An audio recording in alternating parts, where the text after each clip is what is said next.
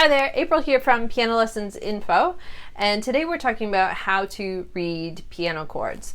So there's lots of different types of chords, and at first it can be a bit confusing to know which is which and what all the different little symbols mean. So each symbol refers to a specific type of chord, and each type of chord has a specific formula of how that chord is made. So that's some of what it is, and I will explain further now how to understand these. Okay, so we've got lots of different types of chords. Some people call them chord families, and each type of chord has a certain sound, and it's written with a certain type of symbol. And basically it comes down to a formula of spaces between notes, actually. So for example, if you see a chord that is just the letter name or a letter name with a sharp or a flat, that's the root note. It's a major chord, and basically it means you play a note, skip 3 semitones, play another note, skip 2 semitones, play another note. So that's one way to understand that formula. So anytime you see a chord that's just the letter name, a major chord, that's what it's like. So if we had a B flat, for example, we skip 1, 2, 3, and then we skip those 2 in there. So that's what it means. So we're going to go over the different types so you know what they are, and then from there you can go on to learning more about them. So we'll just tell you the different types. Okay, so major chords are like the major chords, the main chords. It's the first type you should learn. Minor chords are written with a letter name, could have a sharp or a flat in it, and a small m. So capitals and lowercase letters are important in understanding chords because they mean different things. Okay, so a small m is a minor chord, and it means to take that note there. Basically, that's what it means to do. Lower the third note. So a minor chord sounds like that. Okay, it's the sad chord. Major chord, happy, sometimes we say. Okay, so that's major. Minor has a small m. And then we've got more types. So we'll go into the suspended chord. This one is written in different ways. It can be the root note, for example, C and sus.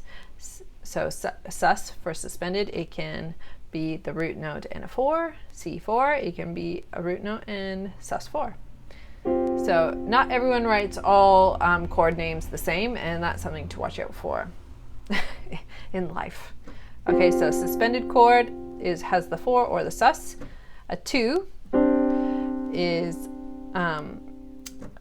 a second chord, sounds like that. So it's basically the root note and a 2, and it means to play the first, second, fifth notes of a scale. That's the theory behind it. So we've got a second chord, we've got a 6th chord, which is, for example, C6 or B flat 6. It's those notes, so it's a 4-note chord. We've got a few different types of 7th chords. So seventh chords refer to the 7th note of the scale. 1, 2, 3, 4, 5, 6, 7 in the case of C. So we can have a major 7th chord, which is a capital M7. A 7 chord, which is just a 7 after the root note. We can have a small M7 minor 7th chord. So all of these will look like C. Minor 7th chord is C small M7. C7 is a 7th, and C capital M7. You can have a suspended 7th chord as well, which will look something like C sus 7. Sometimes it looks like C7 dash sus or C7 dash 4. These ones can be written a few different ways. Sometimes you got to work that one out. Okay, so that's really the main group, but there are a few more we can do, especially in terms of what they're labeled. So The next we're going to do is a diminished chord. So this can be written as the root note and dim, or a root note and a little circle. But because that's hard to type out when you're typing out chords, you usually don't see the circle because it's got to be up a bit. So usually it's dim for diminished. So that's what that one sounds like. It's not very common because it's not that pretty. You can have a diminished seventh as well, which would be dim 7 or small circle 7. And then we can have what I kind of consider the opposite of a diminished, which is augmented, and what it sounds like that for C augmented, and augmented is written as the root note and AUG. And finally, we will do the ninth chords. So these ones can cause a lot of hardship because they can be a bit confusing and people don't write them all the way correctly. Okay, so it has to do with theory, but basically a ninth chord is the letter name, and a 9, or for the add 9 is a letter name and add 9. So add 9, straightforward. We're adding the ninth note of the scale, which is the same as the second note of the scale. So it's C add 9, and a ninth chord is made up of the first, third, lowered seventh, and ninth notes of the scale. Okay, so people say, I don't have that many fingers. I know. You don't have to play all the notes of all the chords at the same time. But if you can include most of them, you're doing well. Okay, so that's the ninth chord. So those are all of the main chord families. And the way you can go about learning these now is by just memorizing the chord. So you can look up the chord. I've got a chord cheat sheet link. It's free in the description. So you can go and get that. You'll have a list of all the different chords and the notes that go in them. That's one thing you can do, is memorize them. It'll get you so far.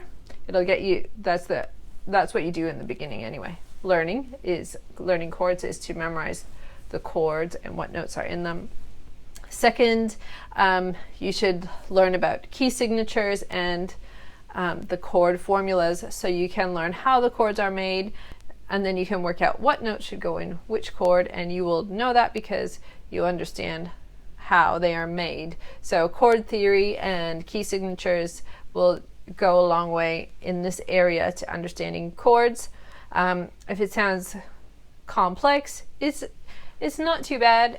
It's just learning some patterns in the beginning. You can have a look at my chord course if you like. You'll get some information about that if you get that free download below anyway.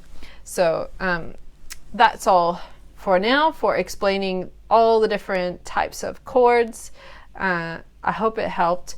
Let me know if you still need some more help on this, and I can do a follow-up video.